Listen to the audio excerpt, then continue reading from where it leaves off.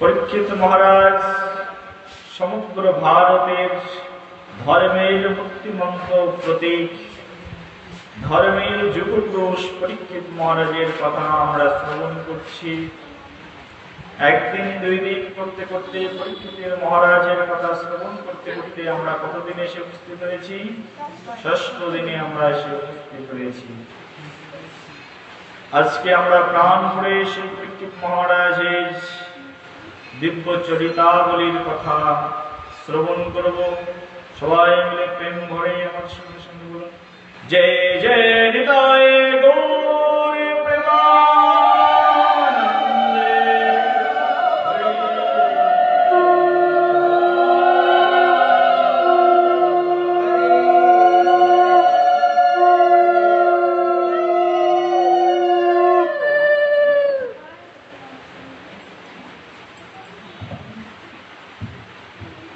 আমরা গতদিন শ্রবণ করেছিলাম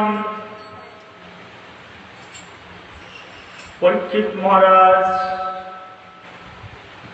তিনি ব্রহ্মশাপগ্রস্ত হয়েছেন, ব্রাহ্মণদের দ্বারা শাপগ্রস্ত হয়েছেন।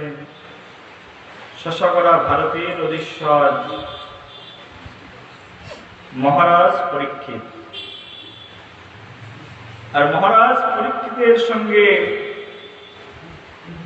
চরম আকারে ছল করা হয়েছিল। আর পরীক্ষিত মহারাজ যার চক্রান্তে ছলের আশ্রয় গ্রহণ করেছিলেন তিনি হচ্ছেন কলি মহারাজ। কি নাম? কলি মহারাজ। কলি মহারাজ পরীক্ষিত মহারাজকে এমন ভাবে বিভ্রান্ত করেছিলেন, আমরা গতদিন দেখেছি। সাক্ষাৎ পরীক্ষিত মহারাজ যিনি ধর্মের ন্যায় দণ্ডদাতা রূপে নিয়োজিত ছিলেন সমগ্র ভারতবর্ষে, আর তিনি গিয়ে সৌমিক ঋষির গলায় কি ঝুলিয়ে দিলেন? মৃত সর্প ঝুলিয়ে দিলেন। সৌমিক মুনির পুত্র নাম হচ্ছে শৃঙ্গি মুনি। শৃঙ্গি মুনি তখন তাকে অভিসম্পাদ প্রদান করলেন, 7 দিনের মধ্যে তক্ষক সাপের দংশনে তোমার মৃত্যু হয়ে যায়। আর পরীক্ষিত মহারাজ যখন শ্রবণ করলেন যে 7 দিনে তক্ষক সাপের দংশনে 7 দিন পরে তার মৃত্যু হবে, সে জানতে পারলেন তার আয়ু রয়েছে মাত্র কতদিন? 7 দিন। এই কথা শ্রবণ করে তখন সেই পরীক্ষিত মহারাজ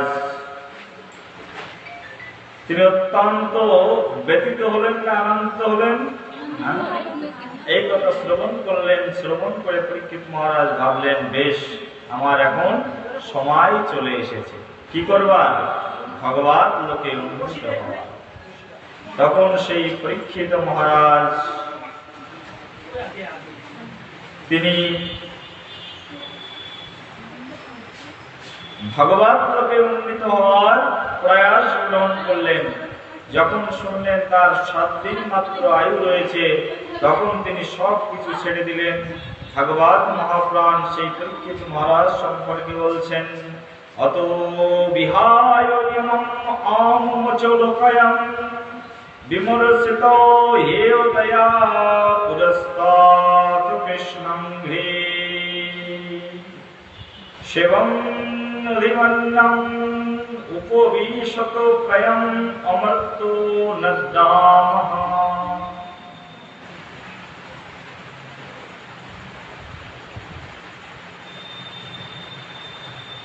অর্থাৎ শ্রীকৃষ্ণের পদপদ্মের সেবা, সর্ববিধ পুরুষত্বের সারথিসার জেনে মহারাজ পরীক্ষিত আত্মোপলব্ধির জন্য সমস্ত পন্থা পরিত্যাগ করে সেই শ্রীকৃষ্ণের পদপদ্মে তার চিত্ত একাগ্র করবার জন্য সুরধনী গঙ্গার তীরে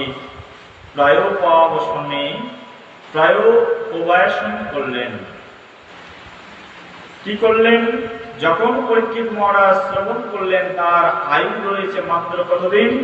7 দিন, তখন তিনি সংসার পরিত্যাগ করলেন এবং সবকিছুর সার ভগবান শ্রীকৃষ্ণচন্দ্রের চরণ। এই কথা জেনে পরীক্ষিত মহারাজ ভগবান কৃষ্ণচন্দ্রের সেই চরণ লাভ করবার জন্য তিনি গঙ্গার তটে সুরধনী গঙ্গার তীরে প্রায় উপবেশন করলেন। অর্থাৎ সেখানে তিনি সংকল্প করে বসলেন যে যতদিন আমি পৃথিবীতে জীবিত আছি ততদিন এখানে বসে কি করব না সাধু সঙ্গ করব। কি করব? সাধু সঙ্গ করব। কেউ যদি বুঝতে পারে যে আমার মৃত্যু ঘনিয়ে আসছে, তাহলে তার কি করা কর্তব্য? সাধু সঙ্গ করা কর্তব্য। পরীক্ষিত মহারাজ শিক্ষা দিয়েছেন। পরীক্ষিত মহারাজ যখন বুঝতে পারলেন তার মৃত্যু 7 দিন পরে হবে, 7 দিনের জন্য কি উত্তম কর্ম করা যায়, পরীক্ষিত মহারাজ ভেবে চিন্তে এটাই বের করলেন যে 7 দিনের মধ্যে কি বা করা যেতে পারে এক সাধু সঙ্গ ছাড়া। আর সাধু সঙ্গ করলে কিছু না কিছু হিত সেখান থেকে অবশ্যই বের হবে। হবে কি হবে না? একজন মানুষের অনেক বড় রোগ হয়েছে, আর যদি সেখানে বিভিন্ন শ্রেণীর ডাক্তাররা এসে বসে থাকে, আর ডাক্তারদের অ্যাসোসিয়েশন যদি সেখানে হয়, তাহলে একজন মানুষের যত বড়ই রোগ হোক না কেন, কোনো না কোনো ডাক্তার সেই রোগটাকে কি করেন, কি রোগ কোথার থেকে হয়েছে সেটা নির্ণয় করে ফেলতে পারেন। তদনুরূপ ভাবে একজন ভাগবত ভক্তবিহীন লোক সে হচ্ছে রোগীর সমান। ভগবান ভক্তবিহীন মানুষের কর্তব্য হচ্ছে বেশি বেশি সাধু সঙ্গ করা, আর ভগবত ভক্তের কর্তব্য হচ্ছে সাধু সঙ্গ করা। যখন মানুষ কোনো সমস্যায় থাকবে তখন তার একমাত্র সমাধান হচ্ছে সাধু সঙ্গ করে সেই সমস্যা থেকে তাকে পরিত্রাণ পাওয়া। এই জগতের মানুষ দুঃখ পায় কি পায় না? এই জগতের প্রত্যেক মানুষই দুঃখ পায়। যখন মানুষ দুঃখ পাবে তখন তার কর্তব্য হচ্ছে সাধুর সঙ্গ লাভ করা। কি লাভ করা?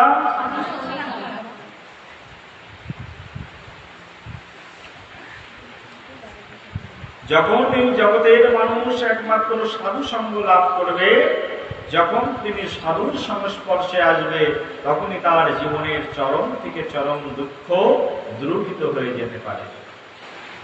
সেই জন্য শাস্ত্র বললেন না, সাধু সঙ্গ সর্বশাস্ত্রে কয়, লবমাত্র সাধু সঙ্গ সর্বসিদ্ধি হয়। সেই জন্য আমাদের প্রত্যেকের কর্তব্য হচ্ছে মৃত্যুর সময় ঘনিয়ে আসলে অবশ্যই সাধু সঙ্গ করতে হবে। দেখুন, পরীক্ষিত মহারাজের মৃত্যুর সময় ঘনিয়ে এসেছেন, 7 দিন সময় আছে। পরীক্ষিত মহারাজ কি করেছেন? ভাগবত মহাপ্রাণ বলছেন, যাবৈ লসং শ্রী তুলসী বিমশ্রে কৃষ্ণং হৃদেনু অবদ্ধীত অম্বনেত্তিপূনতে লোকানোয়বত্রায় শৈশনকতং না সেবতে মুনীশ্বরাম। সে সুরধনী শ্রীকৃষ্ণের চরণ রেণু বিবস্ত্রিত তুলসী দলের সংস্পর্শে সদুৎকৃষ্ট সলিল রাশি বহন করছে, যিনি মহাদেব পর্যন্ত দেবতার অন্তর এবং বাহির উভয়কে পরিবর্তন করছেন। মৃত্যু নিকটবর্তী জেনে কোন মানুষ সেই পবিত্র ভগীরথীর সেবা করবে না। কোন মানুষ আছে যে ভাগীরথীর সেবা করবে না? তো তখন পরীক্ষিত মহারাজ ভাবলেন, মৃত্যু সন্নিকটে আমার এখন কর্তব্য হচ্ছে ভাগীরথীর সেবা করা, অর্থাৎ গঙ্গার সেবা করা। কারণ গঙ্গা কি করেন? গঙ্গা কোথার থেকে জন্ম হয়েছে? গঙ্গার জন্ম হয়েছে ভগবান কৃষ্ণচন্দ্রের চরণ থেকে। কার চরণ থেকে? ভগবান কৃষ্ণের চরণ থেকে গঙ্গার জন্ম হয়েছে। তো ভগবত মহাপ্রাণ বলছে, গঙ্গা ভগবান কৃষ্ণচন্দ্রের চরণে তুলসী থাকে, আর সেই তুলসী বিধৌত হয়ে সেই গঙ্গার জলের মধ্যে মিশেছে, আর সেই গঙ্গার জল সমগ্র পৃথিবীকে পবিত্র করে। গঙ্গার জল শুধু পৃথিবীতে পবিত্র করে না, দেব দেবতাদের অন্তর এবং বাহির দুটোকেই সেই গঙ্গার জল পবিত্র করে। এই গঙ্গার জলকে শিবজি মহারাজ সাক্ষাৎ বৈষ্ণব চূড়ামণি তিনি তার মস্তকের মধ্যে ধারণ করে রেখেছিলেন। আর নিকটেই গঙ্গা রয়েছে, আর আমার কর্তব্য হচ্ছে সেই গঙ্গার সেবা করা।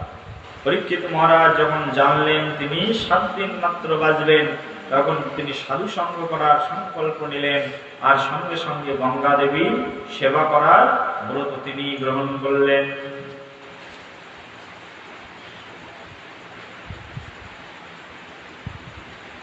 তো তিনি পরীক্ষিত মহারাজ আরো কিছু তিনি ইচ্ছা পোষণ করেছিলেন। সেই ইচ্ছাগুলো কি? দদৌ মুকুন্দ জঙ্গীম মান্য ভব মুনিব্রত মুক্ত সমস্ত সঙ্গ।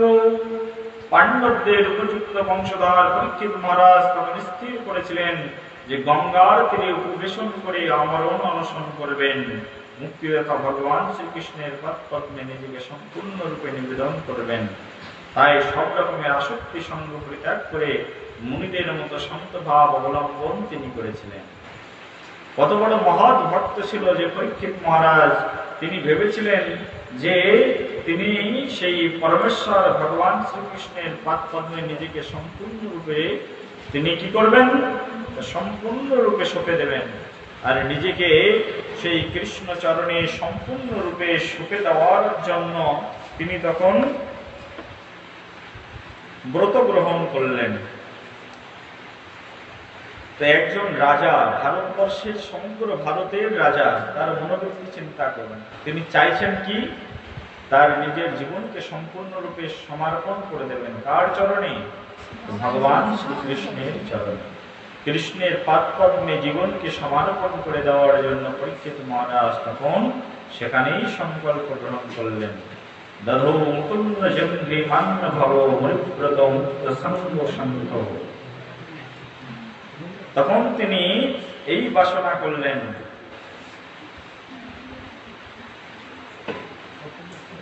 আর এই বাসনা নিয়ে পরীক্ষিত মহারাজ যখন তিনি সেই গঙ্গার তীরে গিয়ে উপস্থিত হলেন, তখন গঙ্গার তীরে কি হলো? গঙ্গার তীরে তত্র উপযুক্তমং ভুবনং পুমনং মহাভাবরং মুনয়ো শিষ্য প্রণয়ে তীর্থ বিগম উপদেশ্য হি তীর্থাত্মানি পুণ্যস্তি সন্তঃ। তখন সব সন্তরা সেই পুণ্য তীর্থে এসে অবগাহন করতে থাকলেন। বিভিন্ন অঞ্চল থেকে সবাই শুনলেন যে শশাকর ভারতের রাজা, নাম হচ্ছে পরীক্ষিত মহারাজ, আর তিনি অভিশাপগ্রস্ত হয়েছেন, মাত্র 7 দিন বেঁচে থাকবেন। আর 7 দিনের মধ্যে পরীক্ষিত মহারাজ কি করবেন এই কথা জানবার জন্য, তাকে বিহিত দেওয়ার জন্য বিভিন্ন স্থান থেকে সব মুনি ঋষিরা সেই তীর্থ গমনের স্থলে সকল তীর্থকে পবিত্র করে যে মুনিরা, সেই মুনিরা সেখানে এসে উপস্থিত হয়ে গেলেন। বলেন তাই গৌর।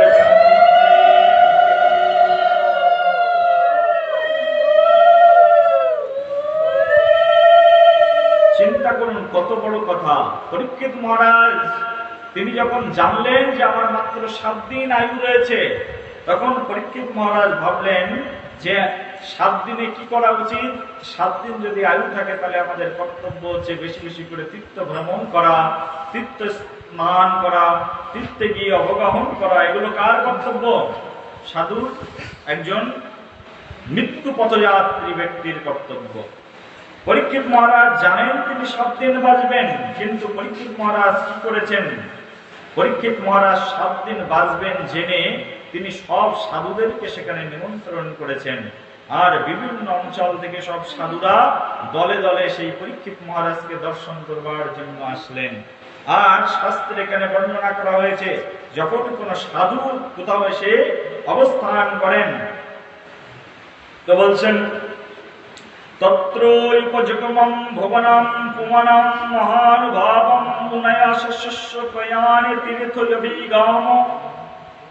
অর্থাৎ যদি কোনো মুনি ঋষি কারোর বাড়িতে এসে প্রবেশ করেন, কোন সাধু কোন বৈষ্ণব যদি কারোর বাড়িতে এসে প্রবেশ করেন, সেই ব্যক্তিকে তীর্থ ভ্রমণ করবার জন্য বাইরে যেতে হয় না। কারণ যখন সাধুগুরু বৈষ্ণবরা কারোর ঘরের মধ্যে এসে প্রবেশ করেন, তখন সেই ঘরের মধ্যে গঙ্গা দেবী এসে উপস্থিত হন, সেই ঘরের মধ্যে নর্মদা এসে উপস্থিত হন, সেই ঘরের মধ্যে যমুনা এসে উপস্থিত হন, সেই ঘরের মধ্যে কাবেরী এসে উপস্থিত হন। পৃথিবীর যত যত তীর্থস্থান আছে, যত যত তীর্থ আছে, যত যত নদী আছে, যা প্রত্যেকটি মানুষকে পুত পবিত্র করে, সেই সকল পুত পবিত্রময় নদীগুলো সেই সাধুর চরণে এসে অবস্থান করেন। বলে নিতাই গৌর।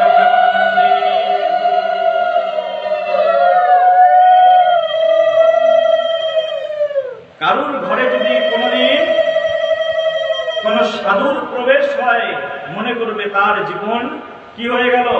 ধন্য হয়ে গেল।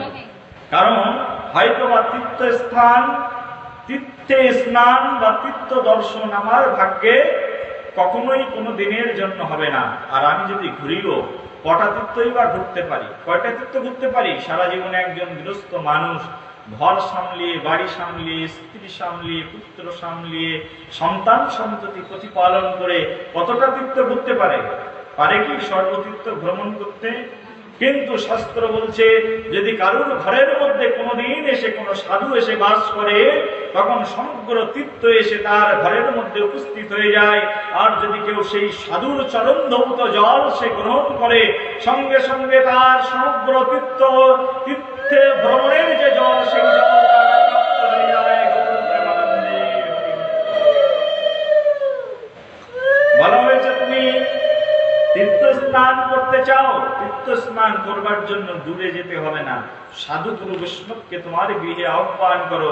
সাধু গুরু বৈষ্ণব মহন্ত যখন তোমার গৃহে আসবেন, তখন ওই সাধুর পদধৌত জল নিয়ে তুমি একটু স্নান করে নিও। তোমাকে আর তীর্থ ভ্রমণ করতে হবে না। সকল তীর্থের জল ওই সাধুর চরণের মধ্যে নিহিত রয়েছেন। আজ পরীক্ষিত মহারাজ যখন তিনি জানলেন 7 দিন মাত্র তার আয়ু রয়েছে, তখন তিনি অন্য কোনো কিছু আয়োজন করলেন না। তিনি শুধুমাত্র সাধু সঙ্গের আয়োজন করলেন। কিসের আয়োজন করলেন? সাধু সঙ্গের আয়োজন করলেন। আর বিশাল সাধু সঙ্গের আয়োজন হলো। আর সেই সাধু সঙ্গের মধ্যে বিভিন্ন সাধুরা বিভিন্ন দেশ থেকে এসে উপস্থিত হতে থাকলো। কারণ ভারতের একজন প্রতাপশীল রাজা, যিনি মহাভারতের একমাত্র উত্তরস্বরী, সেই মহারাজ পরীক্ষিতের মৃত্যুকালে সবাই এক এক করে এসে উপস্থিত হতে শুরু করেছেন। আর সেই পরীক্ষিতের সেই গঙ্গা তীরের রাজসভাতে, গঙ্গা তীরের সাধু সঙ্গে কারা এসে উপস্থিত হয়েছেন? শাস্ত্র বলছেন, অত্র বশিষ্ঠ চব্বনঃ শরদানষ্টনেমি ভৃগুয়ঙ্গিরা পরাশর বিশ্বমিত্র প্রসুরাময়ু তথা ইন্দ্র প্রমদা দেবলষ্টিশেন ভরদ্বাজ গৌতম পিপ্পিলাদমত্রিয়ৈর্বা তবসুকম ভোজো নিদয়ীপায়না ভগবান নারদ প্রমুখ মহর্ষি ব্রহ্মাণ্ড ভ্রমাণয়াম।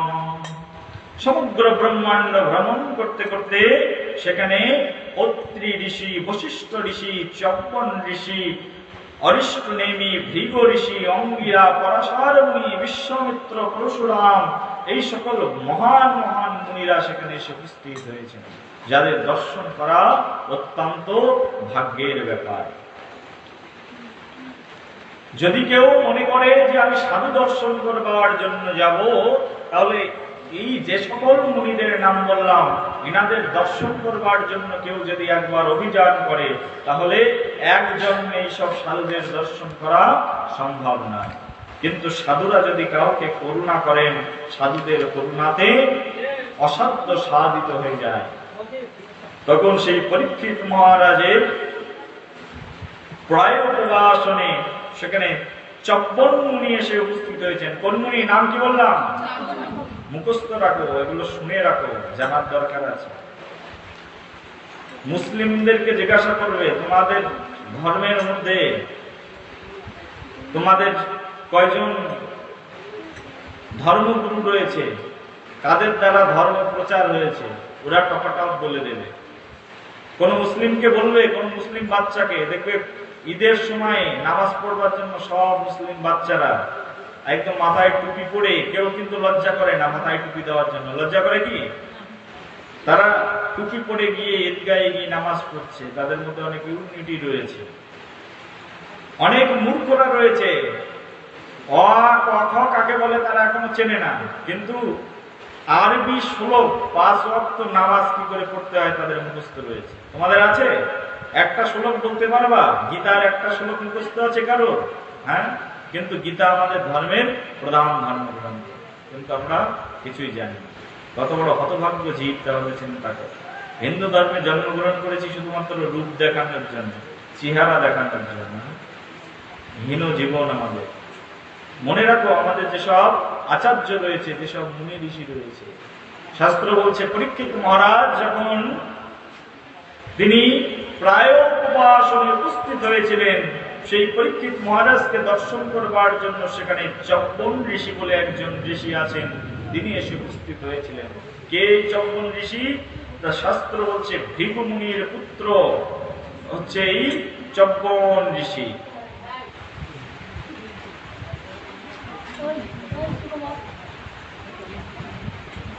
ভৃগু মুনি তার 6টি পুত্র ছিল, সেই 6টি পুত্রের মধ্যে প্রধান পুত্র যিনি, তার নাম হচ্ছে চব্বন মুনি। তিনি এসে উপস্থিত হয়েছেন সেই পরীক্ষিত মহারাজের রাজসভায়। আর কে এসে উপস্থিত হয়েছেন? আর এসে সেখানে উপস্থিত হয়েছেন ভৃগু মুনি, চব্বন মুনির পিতা। ভৃগু মুনি কি? তা ভৃগু মুনি হচ্ছে যজ্ঞাগ্নি থেকে মহর্ষি ভৃগুর জন্ম হয়। যজ্ঞ যখন হয়, ব্রহ্মা এক সময় একটা বিশাল যজ্ঞ করে, আর সেই যজ্ঞের আগুনের মধ্য থেকে ভৃগু মুনির জন্ম হয়। তাহলে কেমন তেজস্বী মুনি ছিল তাহলে চিন্তা করো। আমাদের জন্মগ্রহণ করতে বাবা লাগে, মা লাগে, কিন্তু মুনি ঋষিদের জন্মগ্রহণ করতে এসব লাগে না। একদম আগুনের মধ্য থেকে বেরিয়ে এসেছেন এই ভৃগু মুনি। আর ভৃগু মুনির পত্নী ছিল, নাম হচ্ছে কুলমা। ভৃগু সংহিতা বলে আমাদের সনাতন ধর্মের একটি সংহিতা রয়েছে, অর্থাৎ ভৃগু মুনির বৈজ্ঞানিক দার্শনিক চিন্তা ভাবনা সেই ভৃগু সংহিতাতে বর্ণনা করা রয়েছে। ভৃগু মুনি অনেক বড় মুনি ছিলেন, তিনি এসে উপস্থিত হয়েছেন সেই পরীক্ষিত মহারাজের অ্যাসোসিয়েশনের মধ্যে। আর কে এসে উপস্থিত হয়েছেন? আর সেখানে এসে উপস্থিত হয়েছেন বশিষ্ঠ মুনি। আর সেখানে বশিষ্ঠ মুনির কথা আমরা সকলেই জানি, যিনি রামচন্দ্রের গুরুদেব ছিলেন, তিনি এসে উপস্থিত হয়েছেন। তার সঙ্গে সঙ্গে এসে উপস্থিত হয়েছেন পরাশর মুনি। পরাশর মুনি হচ্ছে বশিষ্ঠ মুনির পুত্র এবং ব্যাসদেবের পিতা। আমাদের ভাগবত গ্রন্থ যিনি লিখেছেন সেই ব্যাসদেবের পিতা হচ্ছেন পরাশর মুনি, তিনি এসে সেখানে উপস্থিত হয়েছেন। আর উপস্থিত হয়েছেন বিশ্বামিত্র, সেই রামচন্দ্রের যুগের বিশ্বামিত্র মুনি। রাজর্ষি ছিলেন তিনি, আর রাজর্ষি থাকবার কারণে ক্ষত্রিয় ছিলেন বিশ্বামিত্র মুনি। তো বিশ্বামিত্র ক্ষত্রিয় থাকবার কারণে তিনি একবার বশিষ্ঠ মুনির আশ্রমে গিয়েছিলেন। আর বশিষ্ঠ মুনির আশ্রমে একটা গরু ছিল, একটা গাভী ছিল, সেই গাভীর নাম হচ্ছে সুরভি গাভী। কি নাম বললাম? সুরভি গাভী। আর সেই সুরভি গাভী দর্শন করে তখন ক্ষত্রিয় রাজা, নাম হচ্ছে বিশ্বামিত্র, তখন তার মনে হলো এই গাভীটা তার রাজমহলে নিয়ে যাওয়া দরকার। তখন সেই মুনিকে বললেন, বশিষ্ঠ মুনিকে, আপনি এই সুরভি মা তাকে আমার কাছে দিয়ে দিন।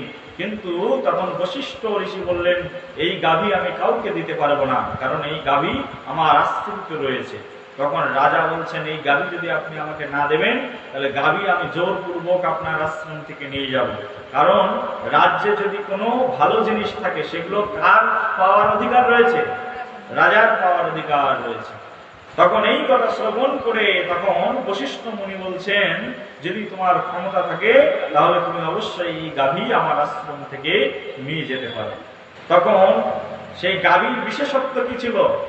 তো বিশ্বামিত্র মুনি, বিশ্বামিত্র তখন রাজর্ষি ছিলেন, রাজা ছিলেন। বিশ্বামিত্র তখন তিনি 60,000 তার সৈন্য নিয়ে একবার উপস্থিত হয়েছিলেন সেই বশিষ্ঠ মুনির আশ্রমে। বশিষ্ঠ মুনির আশ্রমে যখন 60,000 সৈন্য নিয়ে উপস্থিত হয়েছেন, তখন 1 মিনিটের মধ্যে 60,000 সৈন্যকে খাইয়ে দিয়েছেন। কে খাইয়ে দিয়েছেন? বশিষ্ঠ মুনি। কিভাবে খাইয়ে দিয়েছেন? তো সুরভি গাভীর কাছে গিয়ে, সাক্ষাৎ সুরভি গাভীর কাছে গিয়ে বশিষ্ঠ মুনি বলছেন, হে সুরভি মাতা, এখানে এত লোক আমার আশ্রমে এসেছে, সবার খাওয়ার ব্যবস্থা করো। সঙ্গে সঙ্গে সুরভি মাতা তার দুগ্ধ দিয়ে 60,000 সৈন্যকে কি করলেন? একদম পুরো পেট ভরে তাদেরকে খাইয়ে দিলেন। আর 60,000 সেই 60,000 সৈন্য যখন খেয়ে সন্তুষ্ট হলেন, তখন সেই গাভীর প্রতি লোভ হয়ে গেল কার? বিশ্বামিত্র। তখন বিশ্বামিত্র সেই গাভী নিয়ে যাওয়ার জন্য তিনি সংকল্প করলেন। আর বিশ্বামিত্র যখন সেই গাভী নেওয়ার জন্য সংকল্প করলেন, তখন সেই গাভী যখন তিনি সেখান থেকে নিয়ে যাবেন, তখন বশিষ্ঠ মুনি বলছেন, হে গাভী মাতা, তুমি যদি ইচ্ছা করো তাহলে আমার আশ্রমে তুমি থাকতে পারো। আমি তোমাকে আদেশ করছি, এখনই তুমি যুদ্ধ করো বিশ্বামিত্রের সঙ্গে। কার সঙ্গে যুদ্ধ করো? তখন সেই গাভীর দেহ থেকে 60,000 সৈন্য তৈরি হলো, আর 60,000 সৈন্য গাভীর দেহ থেকে তৈরি হয়ে 60,000 বিশ্বামিত্রের সৈন্যকে সেখানেই ধ্বংস করে দিলেন। বলে তাই গৌর প্রেমানন্দে সেই 60,000 গাভী যখন 60,000 গাভীর দেহ থেকে উৎপন্ন সৈন্য যখন 60,000 বিশ্বামিত্রের অস্ত্রধারী সৈন্যকে ধ্বংস করে দিলেন, তখন বিশ্বামিত্রকে ধ্বংস করতে যাবেন, তখন বিশ্বামিত্র তখন তিনি হাত জোর করলেন, তখন তিনি ক্ষমা পেয়ে গেলেন। আর তখন সেই বিশ্বামিত্র রাজা তিনি ভাবলেন, আমি ক্ষত্রিয় হয়ে যদি একজন মুনি ঋষির কাছে হেরে যাই, মুনি ঋষির ক্ষমতা যদি একজন ক্ষত্রিয় রাজার চেয়ে বেশি থাকে, তাহলে আমার ক্ষত্রিয় হয়ে লাভ কি, আমি নিজেই মুনি ঋষি হব। তখন সেই বিশ্বামিত্র মুনি রাজা হয়ে ঋষি হলেন, সেই জন্য তার নাম হচ্ছে বিশ্বামিত্র ঋষি, রাজর্ষি বিশ্বামিত্র। তার নাম কি হয়ে গেল? রাজর্ষি বিশ্বামিত্র। রাজ এবং ঋষি দুটো একসঙ্গে তিনি হয়ে গেলেন। তখন তিনি তপস্যা করে তিনি কি হয়ে গেলেন? রাজর্ষি হয়ে গেলেন, রাজ ঋষি হয়ে গেলেন। সেই বিশ্বামিত্র মুনি তিনি এসে উপস্থিত হয়েছেন কোথায়? সেই পরীক্ষিত মহারাজের ডিভোটি অ্যাসোসিয়েশন, ভক্ত সঙ্গে, সেখানে এসে উপস্থিত হয়েছেন সেই বিশ্বামিত্র মুনি। এই কথা রামায়ণে লেখা রয়েছে, বিশ্বামিত্রের ঘটনা। তারপরে সেখানে এসে উপস্থিত হয়েছেন কে? অঙ্গিরা ঋষি সেখানে এসে উপস্থিত হয়েছেন। ব্রহ্মার 6 জন মানুষ পুত্র ছিল, তার মধ্যে একজনের নাম হচ্ছে এই অঙ্গিরা ঋষি। তিনি হচ্ছেন স্বর্গের গুরুদেব, যিনি বৃহস্পতি, সেই বৃহস্পতি মহাশয়ের পিতৃদেব। সেই অঙ্গিরা ঋষি সেখানে এসে উপস্থিত হয়েছেন। সেখানে এসে উপস্থিত হয়েছেন পরশুরাম। আমরা পরশুরামের কথা অনেক শুনেছি, যিনি ক্ষত্রিয়কে নিধন করেছেন 21 বার। সমগ্র বিশ্ব থেকে ক্ষত্রিয় নিধন যজ্ঞ তিনি চালিয়েছিলেন। সেই পরশুরাম এসে পরীক্ষিত মহারাজের সেই অ্যাসোসিয়েশনে এসে উপস্থিত হয়েছেন। এই পরীক্ষিত মহারাজ মহাভারতে ভীষ্মদেবের সঙ্গে পর্যন্ত যুদ্ধ করেছিলেন। ভীষ্মদেব তাকে পরাজিত করে ভীষ্মদেব তার ছাত্র বীর্যকে প্রতিষ্ঠিত করেছিলেন। সেই পরশুরাম সেখানে উপস্থিত হয়েছেন। পরশুরামের কথা আমরা জানি না? জানি তো। সেই পরশুরাম এসে উপস্থিত হয়েছেন সেই কোথায়? সেই পরীক্ষিত মহারাজের অ্যাসোসিয়েশন। আর এসে উপস্থিত হয়েছেন অতথ্য মুনি বলে একজন মহামুনি রয়েছেন। মহর্ষি অঙ্গিরার 3 পুত্রের মধ্যে একজন অন্যতম পুত্র, নাম হচ্ছে অতথ্য মুনি। সেই অতথ্য মুনি সেখানে এসে উপস্থিত হয়েছেন। মেধাতিথি বলে একজন মুনি আছেন, তিনি এসে উপস্থিত হয়েছেন। দেবাল ঋষি বলে একজন ঋষি আছেন, যিনি পাণ্ডবদের কুলপুরোহিত, ধম্ম ছিল তার জ্যেষ্ঠ ভ্রাতা। সেই দেবাল ঋষি সেখানে এসে উপস্থিত হয়েছেন। সেখানে ভরদ্বাজ ঋষি এসে উপস্থিত হয়েছেন। সেখানে গৌতম ঋষি এসে উপস্থিত হয়েছেন। আর সঙ্গে সঙ্গে গৌতম ঋষিকে চেনেন তো? নাম শুনেছেন এসব ঋষিদের? হ্যাঁ, এসব বলতে গেলে তো ভাগবত আর 7 দিন শুনতে হবে এসব ঋষিদের কথা শুনতে গেলে। গৌতম ঋষি তিনি ছিলেন অহল্যা পাশানি হয়েছিল, নাম জানেন তো? অহল্যা, সতী অহল্যা পাশানি হয়েছিলেন। সেই সতী অহল্যার স্বামী হচ্ছেন গৌতম ঋষি। তিনি এসে সেখানে উপস্থিত হয়েছেন। আর সেখানে উপস্থিত হয়েছেন মৈত্রেয় ঋষি, পুরাকালের একজন মহর্ষি। তিনি বিদুরের গুরুদেব ছিলেন এই মৈত্রেয় ঋষি। সেই মৈত্রেয় ঋষিও সেখানে এসে উপস্থিত হয়েছেন। এই সব মহান মহান ঋষিরা এসেছেন আজকে কাকে দর্শন দেওয়ার জন্য? পরীক্ষিত মহারাজকে দর্শন দেওয়ার জন্য। পরীক্ষিত মহারাজের 7 দিন পরমায়ুর মধ্যে তিনি কি করলেন? তাহলে সব সাধুদেরকে ডাকালেন। আর এই সব মহান মহান সাধুরা এসে সেখানে উপস্থিত হয়েছেন। আর যেখানে এত শত মহান মহান সন্ত সাধুর আগমন হয়, সেই স্থানটি সাধারণ স্থান আর থাকে না। সেটা অন্য জায়গায় গেলে তীর্থ ভ্রমণ করা যায়। এখন আপনি যাবেন প্রয়াগে, সেটা হচ্ছে তীর্থস্থান। এখন যাবেন পুরীতে, সেটা হচ্ছে তীর্থস্থান। কিন্তু সাধু গুরু বৈষ্ণবরা যখন একত্রিত হয়, অনেক সাধু যখন একত্রিত হয়, তখন সেটা তীর্থ থাকে না, সেটা মহাতীর্থে পরিণত হয়ে যায়।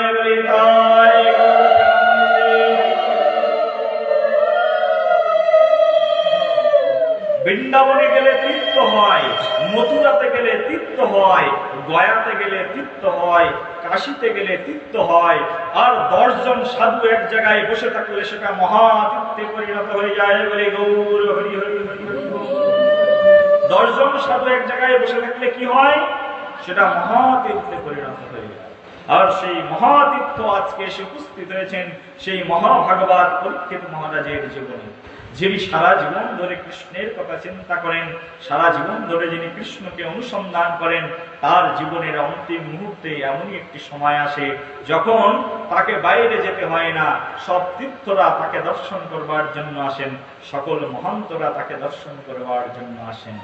যদি ভক্ত হতে হয় আমাদের সেই পরীক্ষিত মহারাজের মতো ভক্ত হওয়া উচিত, যিনি ছোটবেলা থেকে শৈশব জীবন থেকে মৃত্যু পর্যন্ত শুধুমাত্র কৃষ্ণের উপাসনা করেছেন, কৃষ্ণ ভক্তদের সঙ্গ লাভ করার চেষ্টা করেছেন, কৃষ্ণ ভক্তদের অ্যাসোসিয়েশন পাওয়ার জন্য তিনি চেষ্টা করেছেন।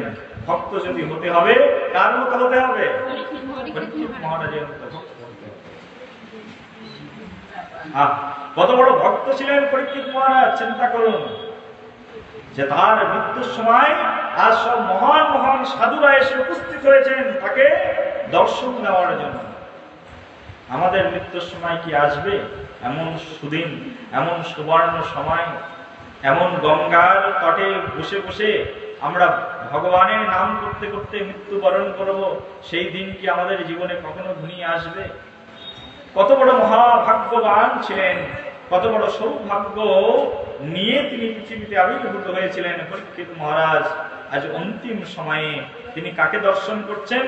সব মহান মহান সাধুদেরকে দর্শন করছেন। যেখানে মহান মহান সাধুরা থাকেন, ভগবান সেই সাধুদের মাঝখানেই উপস্থিত থাকেন। ভগবান অন্য কোথাও থাকেন না। ভগবান কোথায় থাকেন? ভগবান কোথায় বিশ্রাম করেন? আমাদের আচার্যপাদ বলছেন, বৈষ্ণবের হৃদয়ে সদা গোবিন্দ বিশ্রাম, গোবিন্দ কহেন মম বৈষ্ণব পরাণ। কার হৃদয়ে গোবিন্দের বিশ্রাম? বৈষ্ণবের হৃদয়। যেখানে বৈষ্ণব রয়েছেন সেই বৈষ্ণবের হৃদয় দেশে কে বিশ্রাম করছেন? সাক্ষাৎ গোবিন্দ ভগবান বিশ্রাম করছেন। সেই জন্য শাস্ত্র বলছেন যে বৈষ্ণবের হৃদয়ে সদা গোবিন্দ বিশ্রাম। আরে গোবিন্দ কহেন মম বৈষ্ণব পরাণ। সাক্ষাৎ গোবিন্দ বলছেন আমার পরাণ অন্য কেউ নয়। কে আমার পরাণ? আমার ভক্তই হচ্ছে আমার পরাণ। সেই সব মহান মহান ভক্তরাজকে পরীক্ষিত মহারাজকে দর্শন দান করবার জন্য সেখানে এসে উপস্থিত হয়েছেন। পরীক্ষিত মহারাজ সাক্ষাৎ মহাতীর্থের মধ্যে আজ অবগমন করছেন। শুধু তীর্থ নয়, পরীক্ষিত মহারাজ এখন কোথায় আছে? ভক্তরূপ মহাতীর্থের মধ্যে পরিবেষ্টিত হয়ে পরীক্ষিত মহারাজ বসে আছেন। ভক্ত কেমন হয় চিন্তা করুন, ভক্তের মৃত্যু কেমন হয় চিন্তা করুন। শাস্ত্রে বলা হয়েছে যাদের এই পৃথিবীতে জন্ম হয়েছে তাদের একদিন কি হবে? মৃত্যুবরণ অবশ্যই করতে হবে। হবে কি হবে না? জন্ম যাদের হয়েছে মৃত্যু তাদের অবশ্যই বরণ করতে হবে। এই জগতে জন্মগ্রহণ করা যত কঠিন, মৃত্যুবরণ করা তার চেয়ে আরো বেশি কঠিন। জানেন তো? হ্যাঁ, শোনেননি কখনো নাকি? জন্মগ্রহণ করাটা যত কঠিন, তার চেয়ে বেশি কঠিন হচ্ছে মৃত্যুবরণ। মায়ের পেটের মধ্যে যখন আমরা থাকি তখন আমরা নিজেরাই চিৎকার করি আর ভগবানকে বলি, ভগবান তাড়াতাড়ি এই মূত্রথলি থেকে আমাকে বের করে দাও। 10 মাস 10 দিন ধরে সেই গর্ভের মধ্যে আমাদেরকে থাকতে হয়।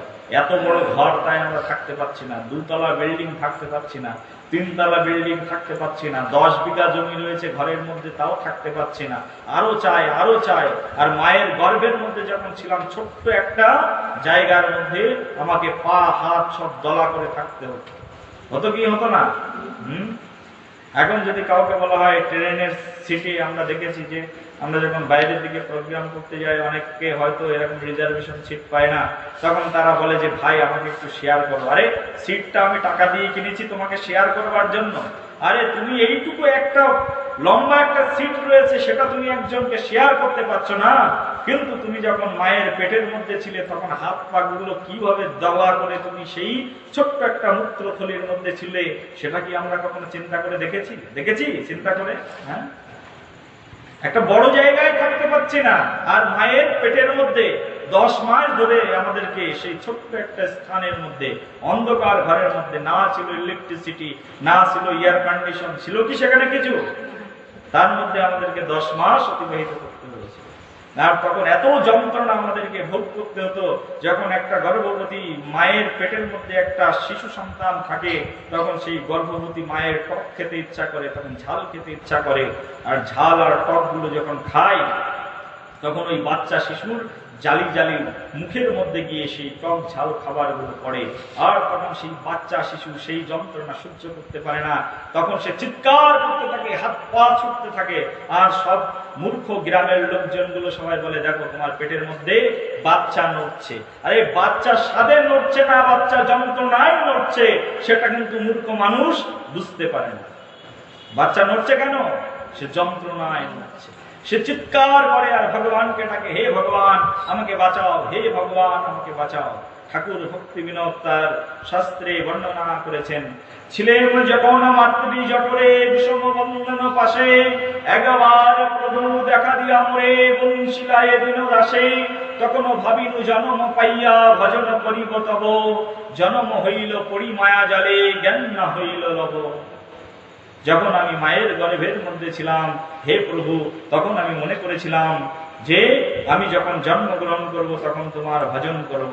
আর মায়ের গর্ভের মধ্যে একটা শিশু সন্তান যখন থাকে, মায়ের সেই শিশু সন্তানের বয়স যখন 7 মাস হয়, সেই গর্ভের মধ্যে সাক্ষাৎ ভগবান সেই গর্ভের মধ্যে প্রবেশ করে সেই শিশু সন্তানকে যন্ত্রণা থেকে রক্ষা করেন, তার মাথায় গিয়ে হাত রাখেন। তখন সেই শিশু সন্তান একটু ঠান্ডা হয়। তখন সে ভগবান কৃষ্ণকে কথা দেন, প্রতিজ্ঞা করেন, হে ভগবান যখন আমি পৃথিবীতে জন্মগ্রহণ করব তখন গিয়েই তোমার নাম আগে গিয়ে ভজন করব। জন্ম হইল, যখন আমাদের জন্ম হয় পরিমায়া জালে। সংসারটাকে কি বলা হয়েছে? মায়ার জাল। পরিমায়া জালে জ্ঞান না হইল লব। তখন যখন আমরা এই সংসারের মধ্যে এসে পড়ি, তখন আমাদের আর সেই পূর্ব স্মৃতি মনে থাকে না, তখন আমাদের কোনো জ্ঞান থাকে না। তখন চুম্বন করতে থাকে আমার আত্মীয় স্বজন, চুম্বনে চুম্বনে স্পর্শনে পর্শনে, তখন আস্তে আস্তে কৃষ্ণের কথা আমরা ভুলে যেতে থাকি। বলি নিতাই গৌর প্রেমানন্দে। কিন্তু প্রকৃতপক্ষে আমরা যখন এই জগতে জন্মগ্রহণ করেছিলাম, তখন আমরা সেই ভগবান শ্রীকৃষ্ণকে মাতৃ গর্ভে থেকে কথা দিয়েছি, হে ভগবান আমাকে তাড়াতাড়ি এই পৃথিবীতে পাঠিয়ে দাও, এই মূত্রথলির মধ্য থেকে অন্ধকার কারাগৃহ থেকে আমাকে জন্ম দিয়ে দাও, আমি পৃথিবীতে গিয়েই তোমার ভজন করব।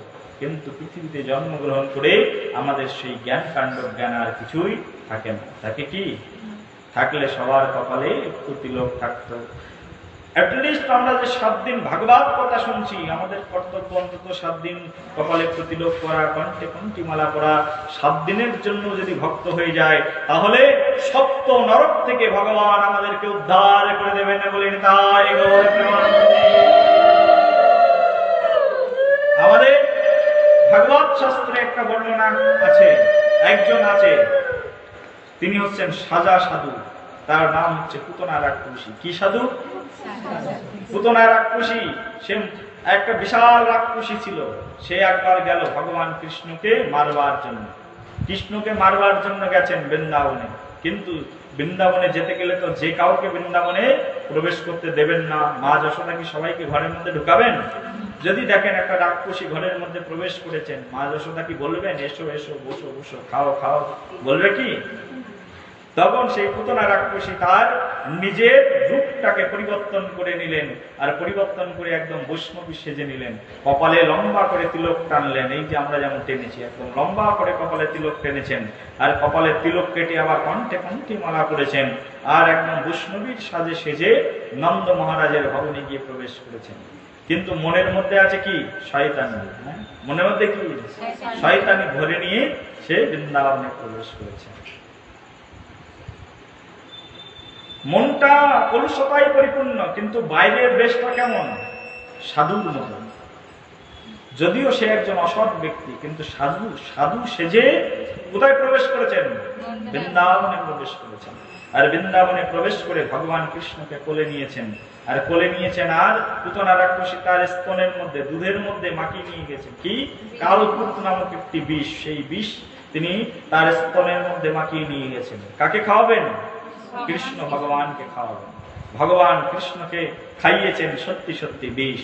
আর সেই বিষ খাওয়ানোর পরে ভগবান কৃষ্ণ সেই পুতনার স্তন ধরে দিয়েছেন এমন একটা জোরছে টান, আর পুতনার সেই এক টানেই পুতনার মৃত্যু হয়ে গেছে। বলে তাই একটা দিয়েছেন কৃষ্ণ টান, কাকে? পুতনার স্তন ধরে, আর সঙ্গে সঙ্গে মৃত্যু হয়ে গেছে। কার? পুতনা রাক্ষসী। পুতনা রাক্ষসীর সেই মৃত দেহটা যখন বৃন্দাবনের উপরে গিয়ে পড়েছে, তখন 12 যোজন বিস্তারিত তার দেহটা বৃন্দাবনের উপরে পড়েছে। আর সেই বিশাল দেহ বৃন্দাবনে পড়লে, বৃন্দাবনের গাছপালাগুলোর উপরে যখন পড়েছে, গাছপালাগুলো ভেঙে পুতনা রাক্ষসীর সঙ্গে সঙ্গে পড়েছে। সবাই যখন পুতনা রাক্ষসীর দেহ কেটে খন্ড খন্ড করে জ্বালাতে যাবে, সবাই দেখছে যে সেখান থেকে চন্দনের গন্ধ বেরোচ্ছে। কিসের গন্ধ বেরোচ্ছে? কেন চন্দনের গন্ধ বেরোচ্ছে? কারণ ভগবান শ্রীকৃষ্ণ যদি একবার কোন বস্তুতে মুখ দেয়, সেটা যদি অপবিত্র বস্তুও থাকে, তাহলে সেটা পবিত্র বস্তুতে রূপান্তরিত হয়ে যায়। পুতনা রাক্ষসী, সে রাক্ষসী থাকলেও তিনি বৈষ্ণব সেজে বৃন্দাবনে প্রবেশ করেছিলেন। আর এই কারণে ভগবান কৃষ্ণচন্দ্র জেনে শুনে, অন্তর্যামী ভগবান, তিনি কি জানেন না তাকে মারবার জন্য একজন রাক্ষসী এসেছেন? জানেন কি জানেন না? যিনি অন্তর্যামী, প্রত্যেকটি মানুষের অন্তরের খবর রাখেন, তিনি পুতনার অন্তরের খবর কি রাখেন না? ভগবান কৃষ্ণচন্দ্র দেখছেন যে রাক্ষসী, কিন্তু সেজে এসেছেন কেমন সাজ? সাধুর সাজ সেজে এসেছেন। এই কারণে সেই পুতনা রাক্ষসী স্তন কৃষ্ণ ভগবান পান করেছেন। এবং তো যখন তার আত্মবিসৃজিত হয়ে গেছে, তখন সেই পুতনা রাক্ষসীর দেহ দিয়ে, অঙ্গ দিয়ে চন্দনের গন্ধ ভেসে আসছে। আর সবাই অবাক হয়ে গেলেন যে ভগবান কৃষ্ণচন্দ্র যদি একবার মুখ দেয়, সেটা যতই অপবিত্র বস্তু থাকুক না কেন, সেটা আর অপবিত্র থাকে না, সেটা প্রসাদে পরিণত হয়ে যায়। বলে তাই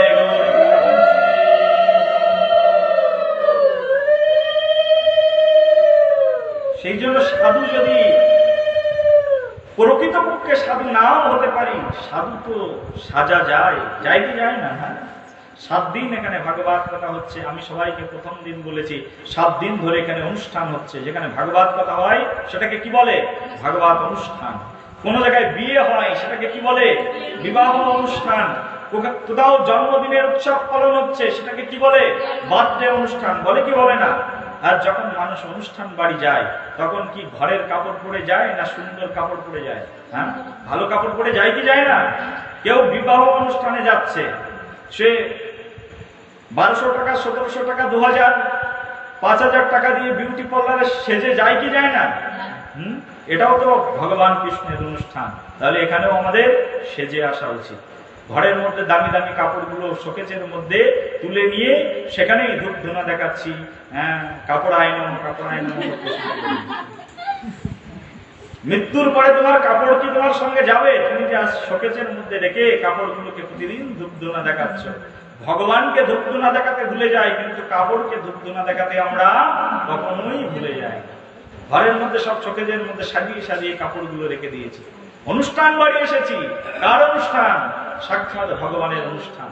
এখানে আমাদের ভালো ভালো শাড়ি পরে আসা উচিত, দামি দামি কাপড় বের করে ভগবানের সামনে ভগবানের অনুষ্ঠান অংশগ্রহণ করা উচিত।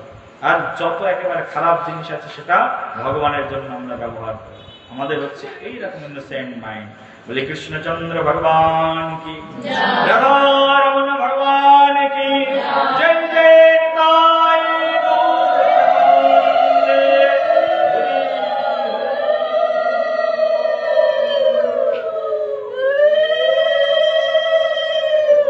সব কথা কোনোদিন শুনিনি, তা কানের মধ্যে যাবে নাকি? বলো রাধারমণ ভগবান কি, মহাভগবান কি। সেই জন্য আমাদের সাধু যদি আমরা নাও হতে পারি, সাধু সাজলেও কি আছে? কিছু না কিছু লাভ আছে। 7 দিনের জন্য যদি সাধু সাজি, 7 দিন সাধু সাজলে অন্তত আমাদের তো 84টা নরকখণ্ডের কথা পুরাণে বলা হয়েছে, ভাগবতে 28টা নরকের কথা বলা হয়েছে। কত শত নরক রয়েছে। অন্তত 7 দিনের জন্য 7টা কাপড় পরে সুন্দর করে যে ভাগবত দেবীর সামনে এসে ভাগবতজিকে আরতি করে যদি ভাগবত কথা শ্রবণ করা হয়, আমার মনে হয় 7টা নরক অন্তত আমাদের জন্য অফ হয়ে গেলেও যেতে পারে। আর সেই যে নরক যন্ত্রণা, সেটাকে বলা হয়েছে অত্যন্ত কঠিন সেই নরক যন্ত্রণা। জন্মগ্রহণ করা তো আমাদের যন্ত্রণা বটেই, সেই সঙ্গে মৃত্যু বরণ করাটাও অনেক বড় যন্ত্রণার কারণ। শাস্ত্রে বলা হয়েছে মৃত্যুবরণ করা কত কঠিন। শাস্ত্রে বলা হচ্ছে 60,000 বিছা। কত হাজার বিছা? চেনো তো বিছা? 60,000 বিছা যদি একসঙ্গে একটা মানুষকে কামড়ায়, যতটা যন্ত্রণা উপলব্ধ হয় ততটা যন্ত্রণা মৃত্যুর সময় একটা মানুষ ভোগ করে। কতটা কষ্টে মৃত্যু যন্ত্রণা, তাহলে চিন্তা করে 60,000 বিছা যদি একসঙ্গে কামড়ায় কি যন্ত্রণা হবে একটা মানুষের। সেই যন্ত্রণা ভোগ করতে হয় মৃত্যুর সময়। আর সেই মৃত্যু আমাদের জীবনে অবশ্যই আসবে। আসবে কি আসবে না? সেই জন্য মৃত্যু আমাদের পরীক্ষিত মহারাজের মতো হওয়া উচিত, মৃত্যু আমাদের বিশ্বদেবের মতো হওয়া উচিত, মৃত্যু আমাদের হরিদাস ঠাকুরের মতো হওয়া উচিত। আমাদের প্রার্থনা করা উচিত ভগবানের কাছে, হে ভগবান আমার মৃত্যুটা যেন ভালোভাবে হয়। আমরা ভগবানের কাছে প্রার্থনা করি, হে ভগবান যে কয়দিন বেঁচে আছি যেন ভালো ভালো খেয়ে বেঁচে থাকতে পারি। হে ভগবান যে কয়দিন বেঁচে আছি সে কয়দিন যেন পোল্ট্রি মুরগি কোনোদিন আমার ঘর থেকে না ফুরায়। প্রার্থনা করি কি করি না? হ্যাঁ, আমরা ভগবানের কাছে প্রার্থনা করি, হে ভগবান যে কয়দিন বেঁচে আছি সে কয়দিন যেন ইলিশ মাছ প্রত্যেক সপ্তাহে আমার ঘরের মধ্যে এসে উপস্থিত হয়। কিন্তু যিনি ভগবানের প্রিয় ভক্ত তিনি প্রার্থনা করেন, হে ভগবান আমি বেঁচে থাকতে তো চাই না, বেঁচে যদি থাকবো তা তোমার সেবার জন্য বেঁচে থাকবো।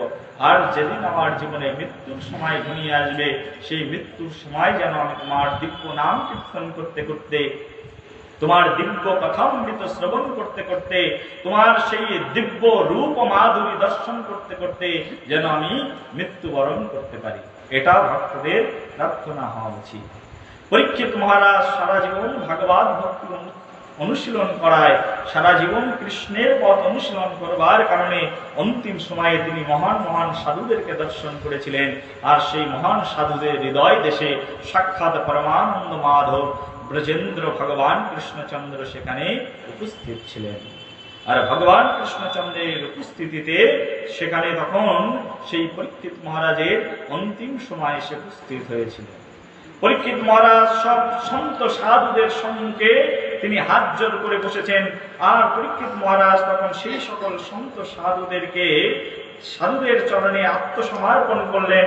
আত্মসমর্পণ করে তখন তিনি বলছেন যে হে সাধুগণ, হে মহান্তগণ, আসলে আমার জীবন আর মাত্র 7 দিনের জন্য রয়েছে। আর এই 7 দিন আমি এই পৃথিবীতে বেঁচে থাকবো। কৃপা করে আপনারা সাধুগণ আমাকে হিত উপদেশ করুন, আমাকে সাধু সঙ্গ প্রদান করুন। কি করলে আমি পরম মুক্তি লাভ করতে পারবো, ভগবান শ্রীকৃষ্ণকে সন্তুষ্ট করতে পারবো, সেই সব কথা আমাকে বলুন। এই সব কথা শ্রবণ করবার জন্য তখন সেই পরীক্ষিত মহারাজ তিনি সব সাধুদের কাছে তিনি কি করলেন, তো সাধুদের কাছে তিনি অ্যাপ্লাই করলেন, তার মনোভাবটাকে সাধুদের কাছে জ্ঞাপন করলেন। সাধুরা সত্যটা শ্রবণ করলেন। কেউ কেউ তখন সাধুরা বলছেন আমরা বুঝতে পারছি না 7 দিন বয়স নিয়ে 7 দিন আয়ু নিয়ে একটা মানুষ কিভাবে উদ্ধার হতে পারে, কেউ বুঝতে পারছে না। কারণ 70 বছর বেঁচে 700 বছর বেঁচে যজ্ঞ করা সম্ভব নয়। তা 7 দিনে মানুষ যজ্ঞ কি করে করবে আর উদ্ধার কিভাবে হবে, কিছুই বুঝতে পারছেন না। তখন এই সব কথা বুঝতে না পেরে সবাই তখন একজন আরেকজনের সঙ্গে পরামর্শ করতে শুরু করলেন। আসলে বলো 7 দিনের মধ্যে মহারাজ পরীক্ষিতকে আমরা কি হিতকর্ম করার উপদেশ দিতে পারি। কেউ তখন বুঝতে পারছেন না যে কি ধরনের হিতকর্ম করা সম্ভব। পরীক্ষিত মহারাজ সব সাধুদের উদ্দেশ্যে আবার প্রণতি নিবেদন করলেন। প্রণতি নিবেদন করে বলছেন পুনশ্চ ভদদ ভাগবতান্তে রবি প্রসঙ্গতরশ্রেষু মহৎসু সংযমোপায়সৃষ্টং মিত্রস্তং সর্বত্রং ন দ্বিজভ্যঃ। হে দ্বিজবরগণ, পুনরায় আপনাদের কাছে প্রার্থনা করছি, আমাকে বলুন কিভাবে আমি শ্রীকৃষ্ণের প্রতি ভক্তি অর্জন করতে পারি এবং আমার জীবনের যে সম্পূর্ণ আসক্তি রয়েছে সেই আসক্তি থেকে আমি কিভাবে মুক্ত হতে পারি এবং সমস্ত জীবের প্রতি কিভাবে আমি মৈত্রী ভাব স্থাপন করতে পারি। পরীক্ষিত মহারাজ পুনর্বার সব সাধুদের চরণে এই নিবেদন করলেন। সব সাধুরা চিন্তিত হয়ে পড়লেন যে কিভাবে পরীক্ষিত মহারাজকে কি করা যায়, কৃত উপদেশ প্রদান করা যায়। একজন মহারাজ তার হৃদয় বৃত্তিটা চিন্তা করতে পারেন।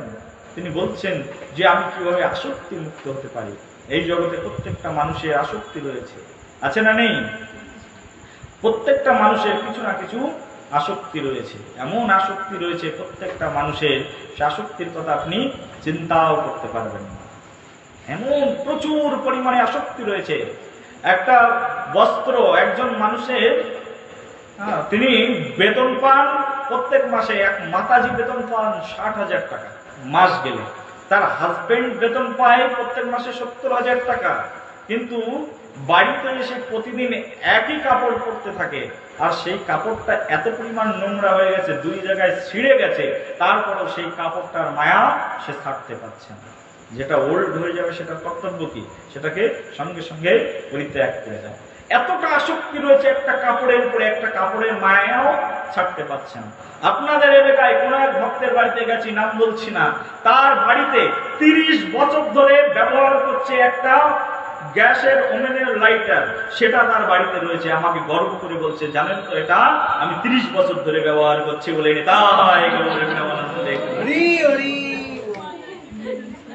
চিন্তা করতে পারেন একটা মানুষের মনোবৃত্তি কতটা নিচে হতে পারে। তার প্রত্যেক মাস গেলে বেতন রয়েছে 10-20 হাজার টাকা, কিন্তু সে একটা লাইটার 30 বছর ধরে ব্যবহার করে যাচ্ছে। এটা নাকি বলে যত্ন। একটা জলের পট, এটাকে বলে ইউজ অ্যান্ড থ্রো, ইউজ করো এবং এটাকে নিক্ষেপ করে দাও।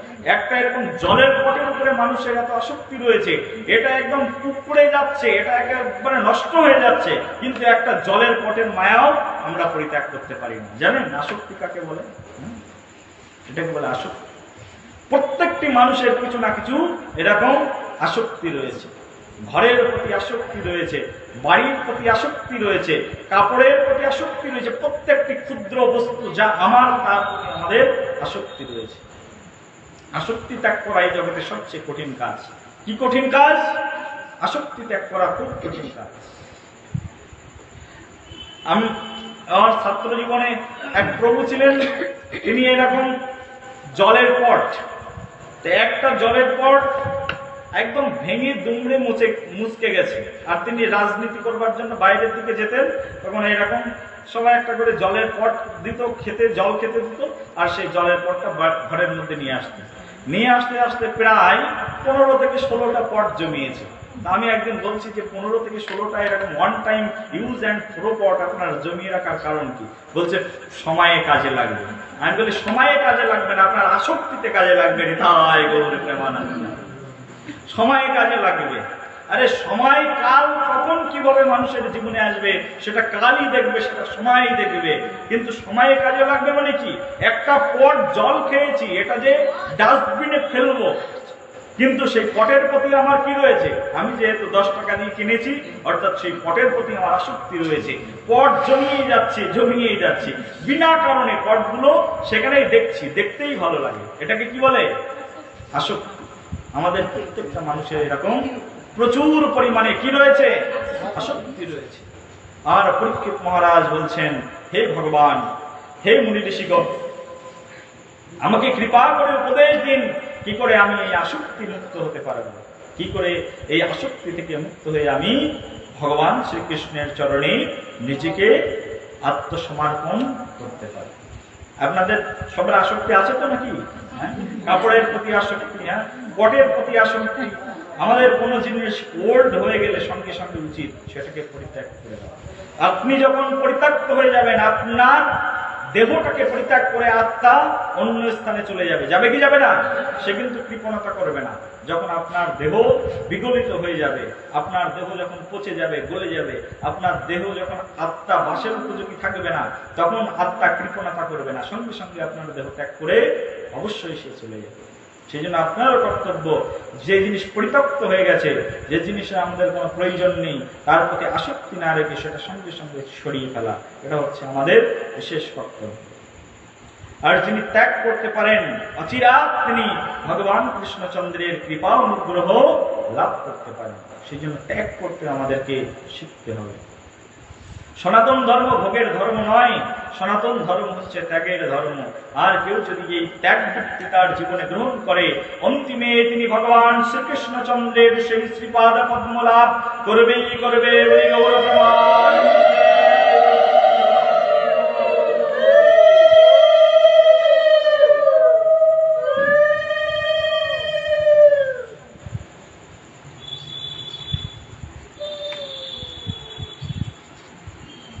আর এইভাবে পরীক্ষিত মহারাজ যখন তিনি সেই গঙ্গার তীরে সংযত অবস্থায় রাজ্যভার ন্যস্ত করে গঙ্গার দক্ষিণ তীরে তিনি কুশাসনের উপরে উত্তরমুখী হয়ে উপবেশন করলেন। পরীক্ষিত মহারাজ কিভাবে বসলেন? উত্তরমুখী হয়ে গঙ্গার তীরে তিনি বসে পড়লেন একটি কুশের আসনে। যিনি সারা জীবন স্বর্ণের সিংহাসনের উপরে রাজকার্য পরিচালনা করেছেন, আজকে মৃত্যুর সময় তিনি কিসের উপরে বসছেন? একটা কুশের আসনের উপরে পরীক্ষিত মহারাজ তখন বসছেন। সারা জীবন তিনি কিসের উপরে বসে রাজত্ব করেছেন? স্বর্ণের সিংহাসনের উপরে সারা জীবন বসে তিনি রাজত্ব করেছেন। কিন্তু আজকে তিনি যখন বসছেন, তখন তিনি কুশ নির্মিত একটি আসনের উপরে বসছেন, উত্তর অভিমুখী হয়ে তিনি কৃষ্ণ কথা আর সেই সাধু সঙ্গের মুখ থেকে সাধুদের মুখনিসৃত কথা শ্রবণ করবার জন্য।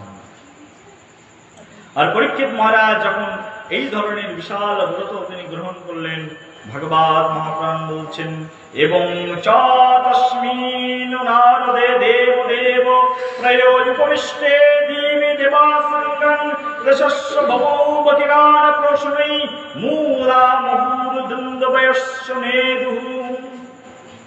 মহারাজ পরীক্ষিত যখন সেই প্রয়োগবেশন করলেন, তখন স্বর্গের দেবতারা সেই মহারাজ পরীক্ষিতের উপরে পুষ্পবৃষ্টি করতে থাকলেন।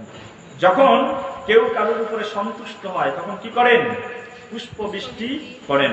স্বর্গের দেবতারা তখন, তিনি স্বর্গ থেকে নেমে এসছেন, আর স্বর্গ থেকে নেমে এসে কাকে পুষ্পবৃষ্টি করছেন? সাক্ষাৎ পরীক্ষিত মহারাজকে পুষ্পবৃষ্টি করলেন এবং দুন্দুবি বাজাতে থাকলেন। স্বর্গের এক প্রকার বাদ্যযন্ত্র, তার নাম হচ্ছে দুন্দুবি। সেই দুন্দুবি বাজাতে থাকলেন সেই দেবদেবতারা। আমরা যেমন খোল বাজাই, করতাল বাজাই, হরে কৃষ্ণ গাই, আর স্বর্গের দেবদেবতারা দুন্দুবি মন্দিরা বাজিয়ে তারাও হরে কৃষ্ণ মহামন্ত্র কীর্তন করে। কি করে তারাও হরে কৃষ্ণ মহামন্ত্র কীর্তন করেন। স্বর্গের দেবদেবতা বলে তাদেরও কিন্তু ছাড় নেই। তারাও স্বর্গের মধ্যে বসে বসে কার নাম করেন? ভগবান কৃষ্ণের নাম তারা উচ্চারণ করেন। তারাও হরে কৃষ্ণ মহামন্ত্র গায়, কিন্তু আমরা বাজাই খোল করতাল। স্বর্গের দেবদেবতারা কি বাজায়? দুন্দুবি মন্দিরা, এগুলো বাজিয়ে তারা হরিনাম মহামন্ত্র কীর্তন করে। এইভাবে পরীক্ষিত মহারাজ যখন সেই সাধু সঙ্গের মধ্যে আছেন, সব সাধুরা তখন পরীক্ষিত মহারাজকে সাধু সাধু বলতে লাগলেন এবং বলতে লাগলেন, হে পরীক্ষিত মহারাজ, আপনার জীবন ধন্য। তার কারণ আপনি কোনো না কোনো সমাধান অবশ্যই এখান থেকে পেয়ে যাবেন। তার কারণ এত শত সাধু মহান্তরা যেখানে এসে উপস্থিত হয়, সেখানে অজানা বলে কোনো বস্তু সেখানে থাকতে পারে না। সাধু মহান্তরা অবশ্যই কিছু না কিছু পন্থা আপনাকে অবশ্যই প্রদান করবেন। সেই সাধু মহান্তদের মধ্যে থেকে কেউ কোনো পরামর্শ দিতে পারছেন না, কেউ ভাবছেন যে যজ্ঞ করাবেন, কেউ ভাবছেন পূজা করাবেন, কোনো কিছুই কারোর মাথায় আসছে না। তখন হঠাৎ করে দেখলেন সেখানে একদম কালো মেঘের মধ্যে একটা উজ্জ্বল বর্ণের একজন সাধু এসে সেখানে উপস্থিত হলেন। আর সেই সাধু আর কেউ নয়, আর তিনি হচ্ছেন সুখদেব গোস্বামী পাদ। বলে সুখদেব গোস্বামী কি।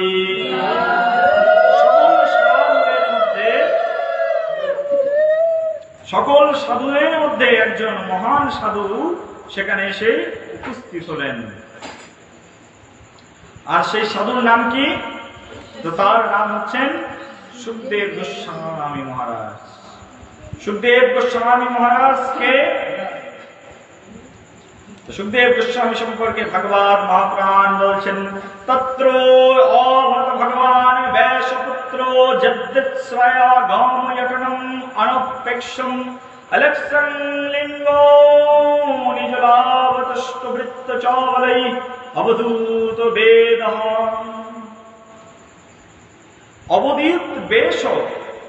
অবধূত বেশে এই সুখদেব গোস্বামী পাদ ভ্রমণ করছিলেন। তার পিতার নাম হচ্ছে ব্যাসদেব গোস্বামী। কি নাম? ব্যাসদেব। ব্যাসদেবের পুত্র নাম হচ্ছে কি? সুখদেব গোস্বামী। সেই সুখদেব গোস্বামী সেখানে এসে উপস্থিত হলেন। সুখদেব গোস্বামীর বয়স মাত্র 16 বছর। কত বছর? 16 বছরের বালক। তিনি 16 বছর ধরে মায়ের গর্ভের মধ্যে ছিলেন। কে ছিলেন 16 বছর ধরে? সুখদেব গোস্বামী। সুখদেব গোস্বামীর বিশাল হিস্ট্রি রয়েছে, বলতে গেলে অনেক টাইম লেগে যাবে। সংক্ষিপ্ত বলছি, আমাদের টাইম শেষ। সুখদেব গোস্বামী তিনি ছিলেন সাক্ষাৎ ব্যাসদেবের শিষ্য। ব্যাসদেব হচ্ছেন ভগবান শ্রীকৃষ্ণের সত্যাবেশ অবতার বলা হয় ব্যাসদেবকে। আর সেই ব্যাসদেবের পুত্র হচ্ছেন সেই সুখদেব গোস্বামী পাদ। পৃথিবীতে প্রথম ভাগবত কথা যিনি বলেছিলেন তিনি হচ্ছেন শিবজি মহারাজ। কে? শিবজি মহারাজ। ভগবান শিব ভাগবত কথা বলেছিলেন পার্বতীকে কোলের মধ্যে বসিয়ে নিয়ে। কাকে? পার্বতী। প্রথম শ্রোতাকে তাহলে পার্বতী প্রথম ভাগবত কথা শ্রবণ করেছেন, মা পার্বতী দেবী দুর্গা। আর প্রথম ভাগবত কথা বলেছেন ভোলানাথ বাবা শিবজি মহারাজ। একবার পার্বতী দেবী বসে আছেন। কোথায় বসে আছেন? তো পার্বতী দেবী কৈলাস পর্বতে বসে আছেন। আর নারদ মুনি তার কাজ তো এর কথা ওকে লাগানো, ওর কথা ওকে লাগানো। একবার নারদ মুনি কৈলাস পর্বতের মধ্যে উপস্থিত হয়েছেন। নারদ মুনি চলে গেছেন নারায়ণ নারায়ণ নারায়ণ নারায়ণ, চলে গেছেন দুর্গা দেবীর কাছে। পার্বতী দেবীর কাছে গিয়ে তখন নারদ মুনি বলছেন, মা শুধু তোমাকে দেখতে পাচ্ছি, বাবাকে দেখতে পাচ্ছি না, বাবা কোথায় গেল? তুমি কি জানো না নারদ মুনি, তোমার বাবা সব সময় জপ করতে থাকে, ধ্যান করতে থাকে। সে একদম পর্বতের মাথায় বসে বসে কার নাম ধ্যান করছে জানি না। তখন নারদ মুনি বলছে, মা তোমাকে একটা প্রশ্ন করতে আমার খুব মন চাইছে, প্রশ্ন করো। তখন নারদ মুনি বলছে, মা তুমি কি জানো, আমি এতদিন জানতাম সকল দেবেদের আদি হচ্ছে মহাদেব। মহাদেবের এক নাম হচ্ছে দেবাদিদেব। কি নাম? দেবাদিদেব। আমি তো জানতাম দেবাদিদেব মহাদেব, মহাদেবের উপরে পৃথিবীতে আর কেউ নেই। আর সেই দেবাদিদেবের উপরে নিশ্চয়ই কেউ রয়েছে, আর তার নাম মহাদেব, সব সময় জপ করে। কে সেই ব্যক্তি তুমি কি জানো? বলছে, আমি তো জানি না। বলছে, তুমি তো তার অর্ধাঙ্গিনী। এই পৃথিবীতে কোনো কথা স্ত্রীকে গোপন করতে নেই। নিশ্চয়ই গোপন করে যখন করছে কিছু না কিছু কৌতূহল আছে, তাড়াতাড়ি জেনে নেবে। বলছে, ঠিক আছে নারদ, তুমি ঠিক কথা বলেছো এতদিন পরে। আর সঙ্গে সঙ্গে পার্বতী দেবীর মনের মধ্যে ঢুকিয়ে দিলেন কি? পার্বতী দেবী তখন তো একেবারে অবস্থা টাইট। শুধু এই টাইট দেননি, নাটের পরে আর একটা নাট দিয়ে টাইট দিয়ে দিয়েছেন নারদ মুনি। সেই নাটটা কি? যখন নারদ মুনি বলছেন, মা তোমাকে আর একটা প্রশ্ন করবো। বলছে, হ্যাঁ করো বাবা। তখন বলছে, মা আচ্ছা বলো তো দেখি, দেবাদিদেব মহাদেব তার গলার মধ্যে অনেকগুলো মুন্ডুমালা ঝুলিয়ে রেখে তিনি এদেশে ওদেশে ঘুরে বেড়ান। তো এই মুন্ডুমালাগুলো তো নিশ্চয়ই কারণ না কারণ মুন্ডু। তো এই মুন্ডুগুলো কার মুন্ডু? আমার মনে হচ্ছে তোমার চেয়ে দেবাদিদেব মহাদেবের প্রিয় কেউ আর রয়েছে, আর তার মুন্ডুগুলো দেবাদিদেব মহাদেব গলার মধ্যে ঝুলিয়ে সারা দেশ ঘুরে বেড়ায়। তোমাকে ত্যাগ করতে পারে, কিন্তু দেখো মুন্ডুকে কিন্তু কোনোদিন ত্যাগ করে না। ঘুমিয়ে থাকলেও মুন্ডুটা দেবাদিদেব মহাদেবের গলার মধ্যে থেকেই ঘুমায়, কিন্তু তোমাকে ত্যাগ করলেও মুন্ডুকে ত্যাগ করতে পারছে না। অর্থাৎ কিছু না কিছু কিন্তু পিছনে কাহিনী রয়েছে। কে বলছে কথা? নারদ মুনি। এইবার এই কথা শুনে তো একদম পুরো নাট টাইট হয়ে গেছে কার? পার্বতী দেবী। পার্বতী দেবী তখন বলছেন, ঠিক আছে নারদ, তুমি এখন যাও, আমার এখন মাথার ভিতরে আগুন জ্বলছে। আর যখন আগুন জ্বলছে পার্বতী দেবী তখন শুধু ঘুরছে আর ঘুরছে আর ঘুরছে, আর জল দিয়েও মাথা ঠান্ডা করতে পারছে না। কোন স্ত্রী যদি স্বামীর নামে শোনে যে তোমার চেয়ে প্রিয় কেউ রয়েছে, তখন কি হবে? স্ত্রী আর সহ্য করতে পারবে? একদম পার্বতী দেবী একদম খেপে একদম উগ্রা চণ্ডা উমা আশুতোষ নামার মতো মূর্তি ধারণ করে একদম খেপে গেছে। আর খেপে গিয়ে পার্বতী দেবী তখন একদম সেই পর্বত ধরে হেলানো শুরু করে দিয়েছেন, এমন করে হেলানো শুরু করে দিয়েছেন। আর সেই পর্বতের মাথা থেকে শিবজি তাড়াতাড়ি নেমে এসেছেন। দাঁড়াও দাঁড়াও দাঁড়াও দাঁড়াও, রুকো রুকো পার্বতী, কি হয়েছে কি হয়েছে? আরে তুমি আগে আমার প্রশ্নের উত্তর দাও, তারপরে তোমার সঙ্গে কোনো কথা বলবো। তখন শিব ভেবে পাচ্ছেন না কেন পার্বতী হঠাৎ করে রেগে গেল। পার্বতীর রাগার তো কোনো কারণ নেই, কোনো যুদ্ধ নেই, কোনো বিগ্রহ নেই, বিনা কারণে কেন পার্বতী রেগে গেল? তখন পার্বতী বলছে, আগে বলো তোমার গলার মধ্যে যে মুন্ডমালা রয়েছে সেই মুন্ডমালা গুলো কার মুন্ডমালা? কিন্তু প্রথম প্রশ্ন কি ছিল, যে ভগবান শিব কার নাম জপ করে, ওটা কিন্তু ভুলে গেছে পার্বতী। ভুলে গিয়ে কার নাম আগে বলে দিয়েছে। হ্যাঁ, তোমার গলায় যে মুন্ডমালা ঝুলানো আছে এগুলো কার মুন্ডমালা আগে আমাকে বলো। এই কথা শুনে তখন শিব তো বুদ্ধিমান, শিব বলছে, পার্বতী তোমাকে একটা প্রশ্ন করি, তুমি বলো, সত্যি কথা উত্তর জবাব দাও। বলছে হ্যাঁ বলো। বলছে বলো তো দেখি এখানে নারদ মুনি এসেছিল কিনা? তখন বলছে হ্যাঁ হ্যাঁ অবশ্যই নারদ মুনি এসেছিল। তখন শিব বুঝে গেছে এই কাহিনী একমাত্র এই পৃথিবীতে নারদ মুনি ছাড়া আর কেউ করাতে পারে না। তখন শিব বলছে, তাহলে তুমি ভালো করে মন দিয়ে শোনো, আমার গলায় যতগুলো মুন্ডমালা রয়েছে, যতগুলো মুন্ড রয়েছে, এগুলো কারোর মুন্ডমালা নয়, এগুলো সব হচ্ছে তোমার মুন্ডমালা। বলে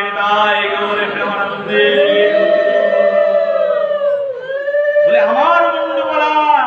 হ্যাঁ তোমার মুন্ডমালা। আমার মুন্ডমালা তোমার গলায় কি করে গেল? আমি তো এখানে আছি। বলছে পার্বতী, তুমি বারবার মৃত্যুবরণ করো, আর তুমি যখন যখন মৃত্যুবরণ করো তোমার যন্ত্রণা আমি সহ্য করতে পারি না, সেই জন্য তোমার মুন্ডগুলো গলায় ঝুলিয়ে রেখে শোক নিবারণ করি। কে বলছে? শিবজি মহারাজ বলছেন। বলছে আমি মৃত্যুবরণ করি কেন, কিন্তু তুমি কেন মৃত্যুবরণ করো না? তখন শিব ভগবান বলছে, আমি অমর হয়েছি সেই জন্য আমার মৃত্যু হয় না, কিন্তু তুমি তো অমর নও সেই জন্য তোমার মৃত্যু হয়। তখন পার্বতী বলছে, তুমি অমর কিন্তু আমি কেন অমর নই? তখন শিব বলছে, আমি অমর হয়েছি অমর কথা শ্রবণ করে, তুমি যদি অমর কথা শ্রবণ করো তাহলে তুমি অমর হতে পারবে। তখন পার্বতী বলছে, তাহলে আমাকে অমর কথা শ্রবণ করো, আমি আর মৃত্যুবরণ করতে চাই না। কেউ কি চায়? যদি কাউকে বলা হয় তুমি সারা জীবন বেঁচে থাকবে, তাহলে সে কি বলবে? যে বাঁচার মন্ত্রটা আগে শোনাও, বলবে কি বলবে না? তখন পার্বতী দেবী বলছেন যে আমিও মৃত্যুবরণ করতে চাই না, আমাকে অমর করে দাও। ভগবান শিব তখন বলছেন, যদি তুমি অমর হতে চাও তাহলে তোমাকে অমর কথা শ্রবণ করতে হবে। বলছে তাহলে শোনাও। শিবজি মহারাজ বলছেন, অমর কথা শ্রবণ করা খুব কঠিন ব্যাপার, এ কথা শ্রবণ করার পথে অনেক রিস্ক রয়েছে। বলছে সব রিস্ক আমি নিয়ে নেব, কিন্তু আমাকে অমর কথা তোমাকে শোনাতেই হবে। যখন নারীরা একবার গো ধরে বসে, নারী গোটাকে বিশাল গো বলা হয়, সেটাকে কোনো রকমে কি করা যায় না, পরাস্ত করা যায় না। তখন নারীরা গো ধরেছে, হ্যাঁ আমাকে শোনাতেই হবে।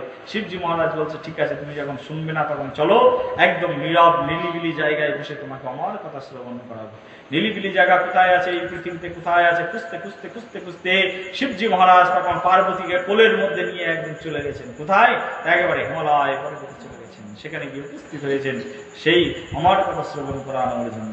শিবের হাতে ছিল একটা ত্রিশূল, আর সেই ত্রিশূল সেই হিমালয় পর্বতের উপরে এমন ভাবে ঘোরাতে থাকলেন, হিমালয় পর্বতে যত পশু প্রাণী ছিল সব শিবের ত্রিশূলের যন্ত্রণা সহ্য করতে না পেরে সব সেই হিমালয় পর্বত থেকে তারা দর দর করে সেখান থেকে নেমে চলে আসলেন।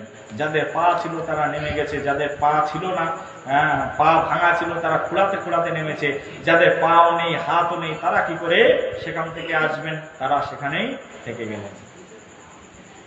সেই পর্বতের মধ্যে তিনি একটা গুহার মধ্যে বসলেন, তখন তিনি অমর কথা শুরু করলেন।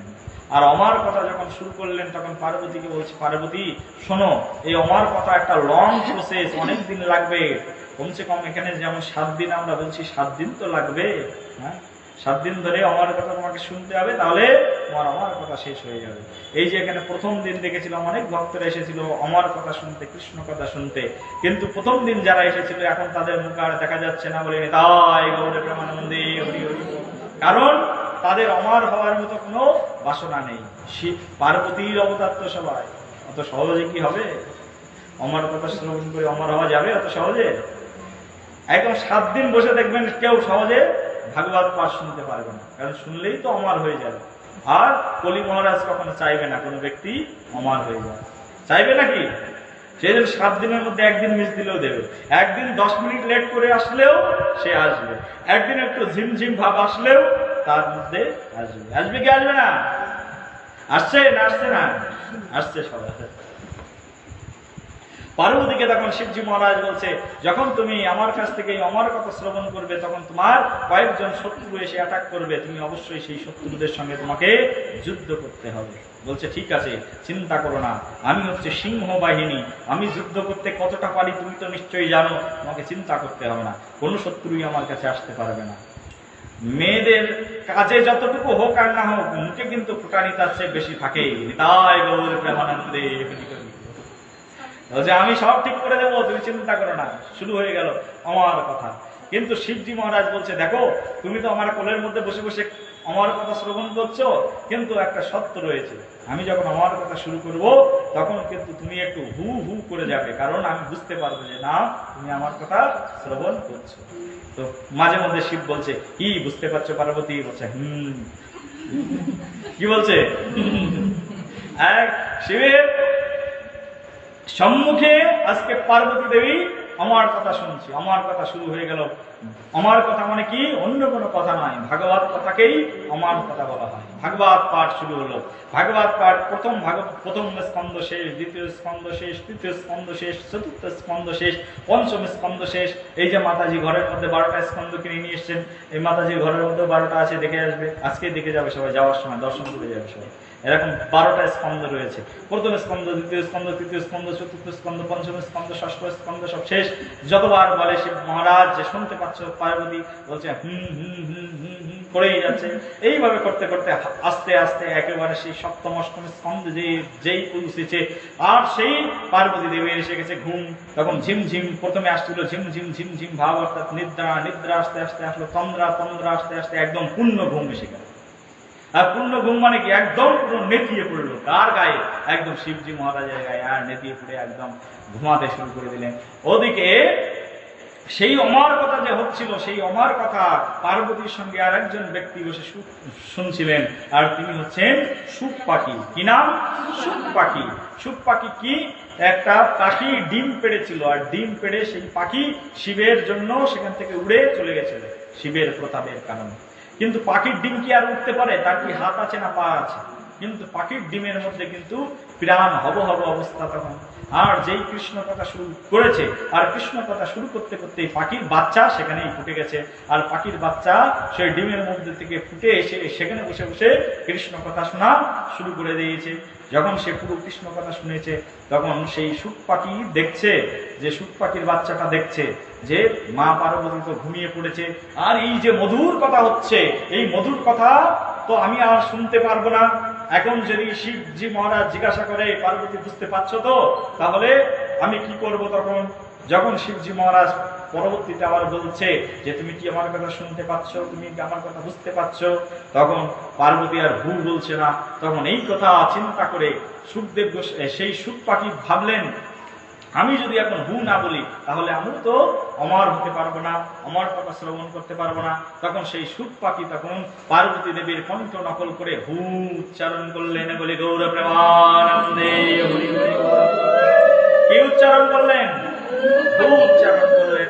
আর সেই সুখ পাখি যখন সেখানে বসে বসে হু উচ্চারণ করলেন, সেই সুখ পাখি একদম পুরো ভাগবত কথা শ্রবণ করে সেখান থেকে শেষ করলো। আর যেই ভাগবত একদম পুরো 10ম স্কন্ধ, তারপরে 11শ স্কন্ধ, তারপরে 12শ স্কন্ধ শেষ, তখন শিবজি মহারাজ বলছেন, জয় জয় ভগবান প্রেমানন্দে হরি হরি।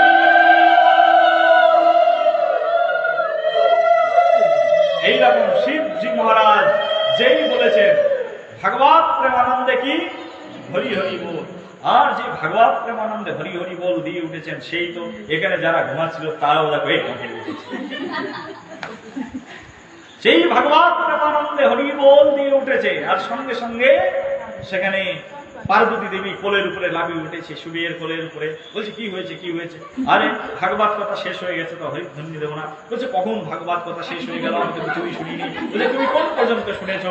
বলছে তুমি সেই যে প্রহ্লাদ মহারাজের কথা বলছিলে সেখান সেই পর্যন্ত শুনে রেখে দিয়েছি, আর কিছুই আমি শুনতে পাইনি। হায় হায় রে, কত কথা বললাম, কৃষ্ণের মথুরা যাওয়ার কথা বললাম, কৃষ্ণের দ্বারকা যাওয়ার কথা বললাম, কৃষ্ণের বৃন্দাবন যাওয়ার কথা বললাম, মহা মহা ভাগবত কথা বললাম, কিছুই তুমি শ্রবণ করলে না। বলছে আমি কিছুই শ্রবণ করতে পারিনি, আমার কানের মধ্যে কিছুই যায়নি। তাহলে যে তুমি হু হু করছিলে? বলছে না, আমি তো হু হু করিনি। তাহলে নিশ্চয়ই আশেপাশে কেউ আছে। খুঁজে দেখলেন পাশে একটা সুখ পাখি বসে আছেন, আর সেই সুখ পাখি পুরো সেই কৃষ্ণ কথা শ্রবণ করে নিয়েছেন।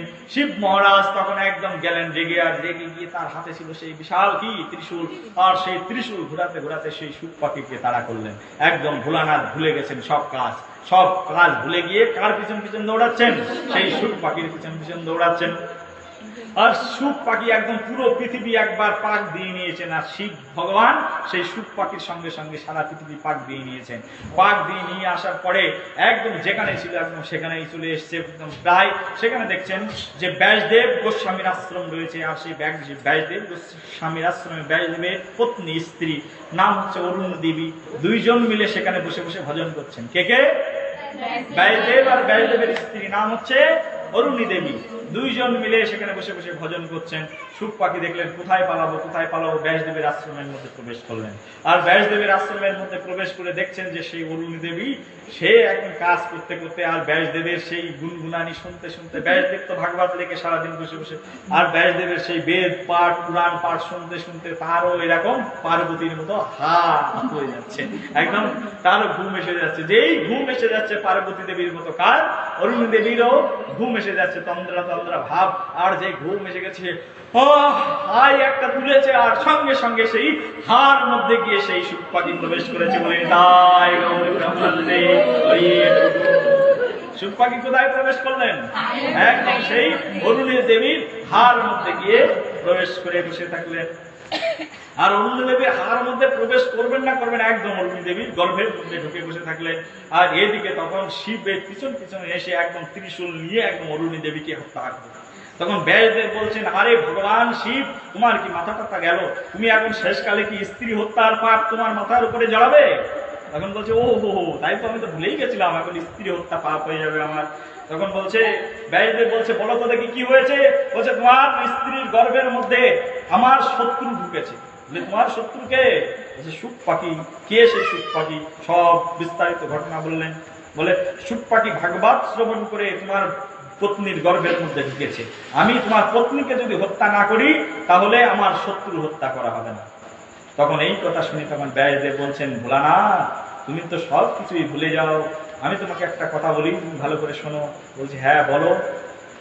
তখন ব্যাসদেব বলছে, আচ্ছা আমি তোমার মতো এত বড় পণ্ডিত নই, তুমি তো নিজে ভোলানাথ, তুমি তো একদম ভগবান কৃষ্ণের প্রিয় ভক্ত, তোমার মতো ভক্ত টক্ত নই, কিন্তু কিছু তো জ্ঞান আমার একটু আছে, সেই জ্ঞানের আলোকে একটা কথা তোমাকে বলি। তো বলছে বলো। বলছে আচ্ছা বলো তো দেখি, এই পৃথিবীতে যদি একবার কেউ অমর হয়ে যায় তাকে কি কোনো অস্ত্র দিয়ে মারা যায়? এই কথা শুনে তখন শিব বলছেন, হায় হায় হায় হায়, তাই তো ঠিক কথা, আমার এই অস্ত্র দিয়ে তো তাকে মারা যাবে না, কারণ সে তো আমার কথা শ্রবণ করে কি হয়ে গেছে? অমর হয়ে গেছে। কেউ যদি একবার পৃথিবীতে অমর হয়ে যায় তাকে কি আর মারা যায়? তাকে আর কোনো ক্রমেই মারা যাবে না।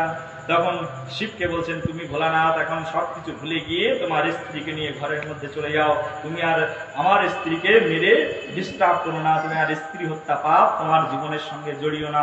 ভোলানাথ ফিরে গেলেন। ওদিকে সুখ পাখি তখন একদম অরুণী দেবীর গর্ভের মধ্যে বসে বসে, সেই অরুণী দেবীর গর্ভের মধ্যে বসে বসে পুরাণ কথা শোনেন, ভাগবত কথা শোনেন, তত্ত্ব রসামৃত কথা শ্রবণ করেন। ওদিকে ব্যাসদেব প্রতিদিন কৃষ্ণ কথা শোনান, সুখ পাখি গর্ভের মধ্যে বসে বসে কি শুনছেন? কৃষ্ণ কথা শুনছেন। সুখ পাখি কিন্তু আর সুখ নেই, তখন গর্ভের মধ্যে গিয়ে তখন সে একটা মনুষ্যে পরিণত হয়ে গেছে। আর সেই সুখ পাখি গর্ভের মধ্যে বসে বসে কৃষ্ণ কথা শুনছেন। 1 বছর হলো, 2 বছর হলো, 3 বছর হলো, 4 বছর, 5 বছর, 10 বছর, 15 বছর হয়ে গেল, 16 বছর হয়ে যাচ্ছে, কিন্তু গর্ভ থেকে আর সেই সুখ পাখি কি করছেন না? বেরোচ্ছেন না। 10 মাস হয়ে গেলে একটা মাস সন্তান প্রসব করে, কিন্তু 16 বছর হয়ে গেল আর পেট থেকে বেরোচ্ছেন না। কে বেরোচ্ছে না? সেই সুখদেব আর পেট থেকে বেরোচ্ছে না। তখন একদম ব্যাসদেব একদম সুখদেবের সুখদেবকে লক্ষ্য করে একদম অরুণী দেবীর গর্ভকে উদ্দেশ্য করে বলছেন, ওরে আমার পুত্র, তাড়াতাড়ি তোর মায়ের যন্ত্রণা থেকে তো তুই মুক্তি দে। তুই কিসের পুত্র যে তার মাকে এত যন্ত্রণা প্রদান করে? তখন সুখদেব গোস্বামী তখন ভাবলেন, অনেকদিন হয়ে গেছে, 16 বছর তো আছি এই গর্ভের মধ্যে বসে বসে কৃষ্ণ কথা শুনছি। যদি কৃষ্ণ কথা শোনা যায় আর সেটা যদি খুব খারাপ জায়গাও হয়, তাহলেও মানুষ সেখানে কি করেন? সেখানে বাস করতে থাকেন। আমরা দেখবেন আমাদের সঙ্গে অনেক ভক্তরা বৃন্দাবন ধাম ঘুরতে যায়, পুরী ধাম ঘুরতে যায়। আমরা দেখি যে অনেক বড় লোক ঘরের লোকজন, তারা এসির মধ্যে থাকে, তারা কোটি কোটি টাকা শিল্পপতি মানুষ আমাদের সঙ্গে ঘুরতে যায়, কিন্তু বৃন্দাবনে গিয়ে একটা ছোট্ট ঘরের মধ্যে তারা দিন অতিবাহিত করছে। হয়তো ফ্লোরে মেঝের উপরে সে একটা পাটি পেতে সেখানেই ঘুমাচ্ছে আমাদের সঙ্গে গিয়ে। কারণ কি? যেখানে ভগবানের ভক্ত রয়েছে, যেখানে কৃষ্ণ কথা হয়, সেখানে যদি অনেক অসুবিধাও থাকে, তাও সেটা মধুর বলে মনে হয়। কি মনে হয়? সেটা মধুর বলে মনে হয়, সেটা অমৃতের বলে মনে হয়। গর্ভ মোটেও ভালো জায়গা নয়, কারণ পেটের মধ্যে ছোট্ট একটা জায়গার মধ্যে কেউ থাকতে চাইবে? কিন্তু কৃষ্ণ কথা শ্রবণের জন্য সেই গর্ভের মধ্যে সেই সুখদেব গোস্বামী 16 বছর ধরে থাকলেন। 16 বছর থাকবার পরে তিনি তার মায়ের গর্ভ থেকে বেরালেন। বেরানোর আগে তখন তার পিতাকে বলছেন, বাবা, আমি যখন গর্ভ থেকে বেরাবো তখন কিন্তু তুমি আমাকে ডিস্টার্ব করবে না। যদি আমার এই কথায় তুমি রাজি থাকো তাহলে আমি গর্ভ থেকে বেরাবো। বলছে ঠিক আছে। তখন সুখদেব গোস্বামী সেই মায়ের গর্ভ থেকে বের হলেন, আর মায়ের গর্ভ থেকে বের হয়ে দিগম্বর ভগবান আজকে হাঁটতে শুরু করে দিলেন। বলে নিতাই গৌর প্রেমানন্দে হরি হরি। গর্ভে থেকে বেরিয়েছেন কত বছরের বাচ্চা? 1 বছরের বাচ্চা নয়, 2 বছরের বাচ্চা নয়, 1 মাসের বাচ্চা নয়, কত বছরের? 16 বছরের বাচ্চা। পেট থেকে বেরিয়ে হাঁটা শুরু করে দিয়েছেন। আর পিছনের দিকে মায়ের মুখের দিকেও ফিরে তাকালেন না, আর ব্যাসদেবের মুখের দিকেও ফিরে তাকালেন না। কারণ 16 বছর ধরে ভাগবত কথা শ্রবণ করায় তার হৃদয়ের মধ্যে কি তৈরি হলো? বৈরাগ্য তৈরি হলো। আর বৈরাগ্যময় সেই সুখদেব গোস্বামী তখন সেই হাঁটতে শুরু করলেন। আর হাঁটতে হাঁটতে হাঁটতে হাঁটতে সারা দেশ ঘুরতে ঘুরতে দিগম্বর, তার কাপড় চাপড় কোনো কিছুই পরা নেই। কালকে আমরা শ্রবণ করবো হাঁটতে হাঁটতে তিনি কিভাবে সেই পরীক্ষিত মহারাজের রাজসভাতে এসে উপস্থিত হয়ে সেই পরীক্ষিত মহারাজকে তিনি উদ্ধার করেছিলেন। কালকে পরীক্ষিত মহারাজকে উদ্ধার করে আমরা ভাগবত কথা সেখানেই শেষ করব, এবং কালকেই রাতের বেলায় আপনাদের এখান থেকে ভাগবত কথা শেষ করে আমি এখান থেকে অন্য জায়গায় আমাদের প্রোগ্রাম আছে, সেখানেই আমি স্থানান্তরিত হব। আপনারা সবাই তাড়াতাড়ি আসবেন। আপনাদের শুভকামনা জানিয়ে আজকের ভাগবত কথা এখানেই বিশ্রাম। জয় জয় নিতাই গৌর প্রেমানন্দে।